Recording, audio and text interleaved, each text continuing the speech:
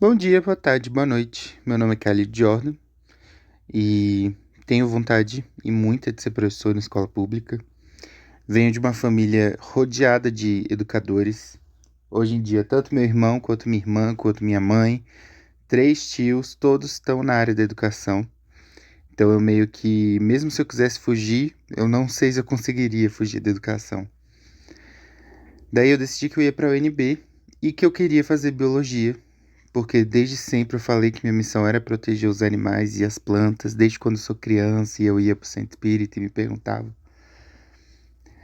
Porém, eu não consegui entrar de cara na licenciatura em biologia. Eu entrei em ciências ambientais e ali eu tive um despertar pelo meio ambiente.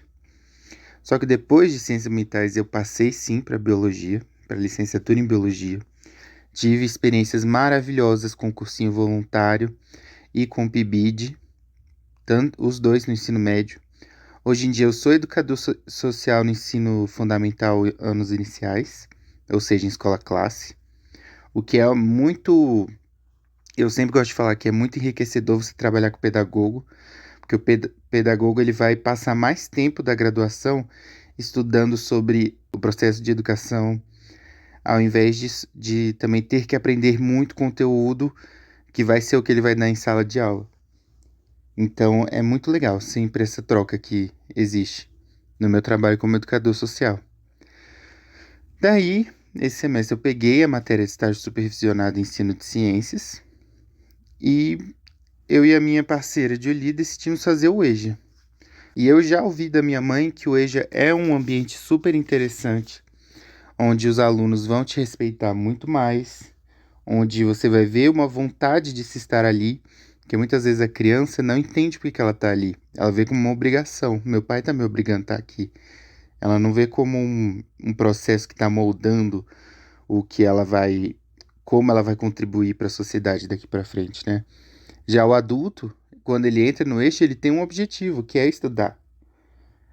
Mesmo que não seja para aprender em si, ele quer estudar, ele quer esse diploma para alguma coisa. E lá no EJA, na escola que a gente foi, que foi o CESAS, na Asa Sul, a gente viu que todos ali tinham um objetivo, o que foi muito legal. É muito diferente, mas ainda assim a gente viu alguns problemas, porque todos eles tinham um objetivo que não era necessariamente aprender o conteúdo. E eles também tinham muita insegurança, então muitas das vezes que a gente tentava alcançar eles, tentava brincar alguma coisa, tentava fazer eles participarem, eles não gostavam de participar. E veio daí uma grande dificuldade deles de aceitar a metodologia que a gente propôs, que foi a metodologia investigativa, discutida durante toda a matéria, várias vezes. Eu sempre gostei de desenhos e cores, e eu acredito que a biologia é muito visual. Então, da minha parte, além do investigativo que já veio do professor, eu e a Julia, a gente tentou usar desenhos com muitas cores no quadro, porque a biologia é essencialmente uma matéria visual. Muitos poucos conteúdos da biologia você não consegue explicar com um desenho. Eu sempre gosto de falar que tem uma matéria na biologia, que é a embriologia, que 90% do conteúdo que é dado seria facilmente resolvido com um vídeo de meia hora bem feito. Porque é só sobre deslocamento, posição, um processo que é totalmente visual, mas que a gente aprende de forma escrita, de forma falada. Não tem como a gente visualizar, o que sempre vai estar atrapalhando. Então eu gosto de trazer o desenho e a cor para a aula. Só que aí o desenho e a cor eu já tinha usado antes. Já a metodologia investigativa, não. Durante a matéria, a gente teve que ler um texto de Zompero, ou Zompero, de 2011, onde essa pessoa, esse artigo, ele fala sobre o aprendizado pela descoberta, onde você tem que achar uma solução para um problema aparentemente sem resposta, mas onde, durante o processo da aula, você vai tendo a sua resposta sendo construída aos poucos. Eu gosto de associar esse problema, depois que o professor João Paulo explicou para mim durante 5 minutos, isso durante uma aula, que já me fez entender muito mais do que um artigo, e aí eu, de novo, gosto de pôr em pauta como a gente aprende de forma diferente.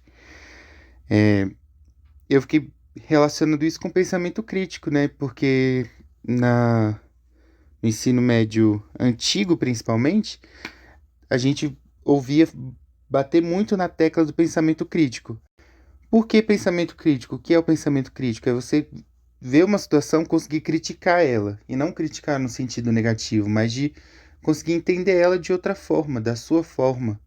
Então, eu penso lá na época dos Homens da Caverna, como isso fazia sentido para você chegar num ambiente novo e conseguir criticar ele. Então, eu consigo ver, ó, aqui tem um declínio.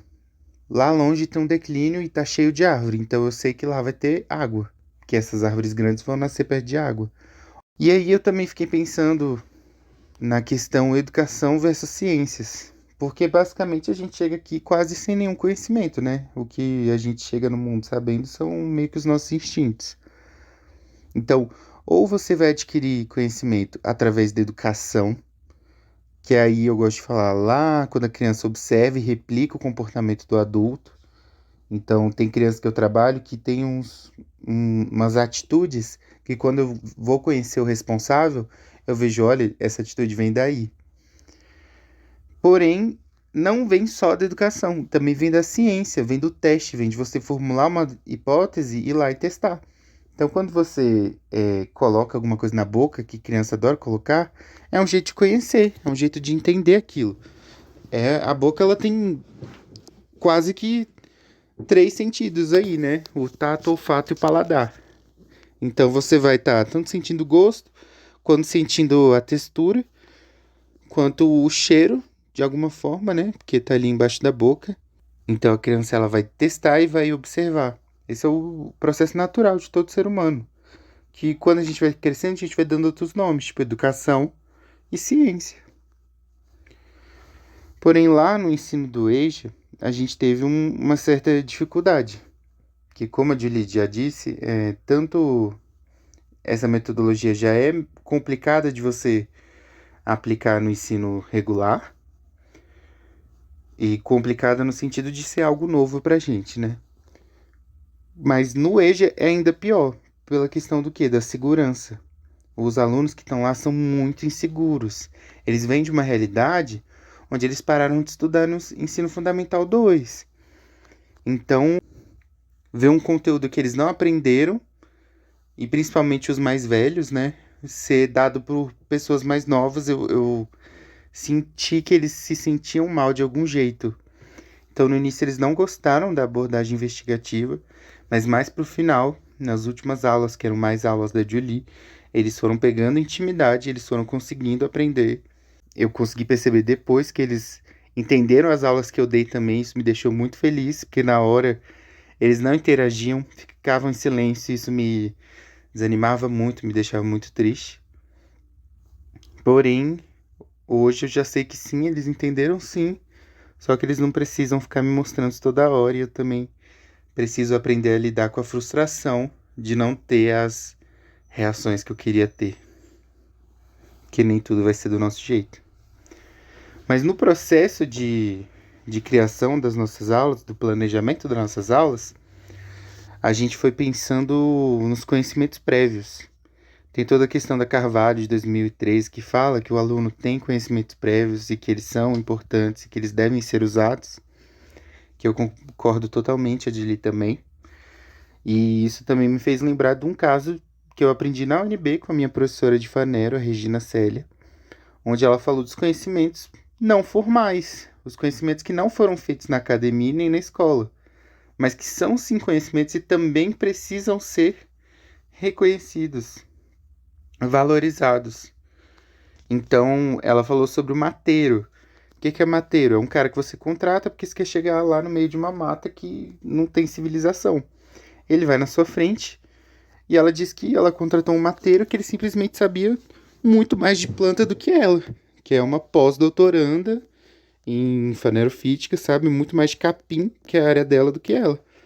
Por quê? Porque é um outro tipo de conhecimento, é um conhecimento da prática, é um conhecimento também da ciência, mas da ciência não formal, da ciência da questão do teste, da questão de criar uma hipótese lá e testar. Então, uma coisa que ela deu como exemplo foi o cheiro das plantas. Se você pegar e amassar as folhas das plantas da mesma família da manga, você vai ver que todas elas praticamente têm o mesmo cheiro. Então já dá para você saber daí a família dela. Então existe muito conhecimento que a gente não está dando valor, só porque não está publicado em lugar nenhum. E tem muito conhecimento que a gente também não está dando valor, porque discorda de coisas que estão publicadas em alguns lugares. E a gente esquece que na ciência a contestação é parte fundamental de se manter uma teoria como realmente uma teoria forte ou não, ou desbancar ela, deixar ela para lá. Então, pensando nos conhecimentos prévios que esses alunos poderiam ter, a gente pensou na questão da pressão alta e das varizes, na questão de circulação ou na da respiração. A gente pensou em falar de fumo, mas o professor nos alertou que não era muito legal, porque a gente não sabe a realidade deles, não sabe se algum deles tem alguma história mais difícil, que a gente não possa estar abordando essas coisas. Então, a gente decidiu não abordar o fumo. Mas abordamos o catarro, que é algo que todo mundo conhece, todo mundo já teve, mas sabe como isso sai do seu pulmão? É algo interessante saber, é algo interessante você saber que lá tem uma estrutura chamada cílios, que não é pelo, que vai estar jogando catarro para fora do seu pulmão. E daí eu, eu gostei dessa questão investigativa, porque ela, de certa forma, ela mostra que o erro não é o fim do mundo, né? Porque quase ninguém acerta de primeira as provocações que a gente faz. E que na verdade o erro é uma nova oportunidade de se aprender, de se pensar de novo. E aprender nunca é chato, sabe? Se você for ver alguém reclamando da escola, da faculdade, ninguém vai falar, nossa, odiei ter aprendido isso. A pessoa vai falar, nossa, odiei, não aprendi nada. Ou odiei, esse professor me tratou mal.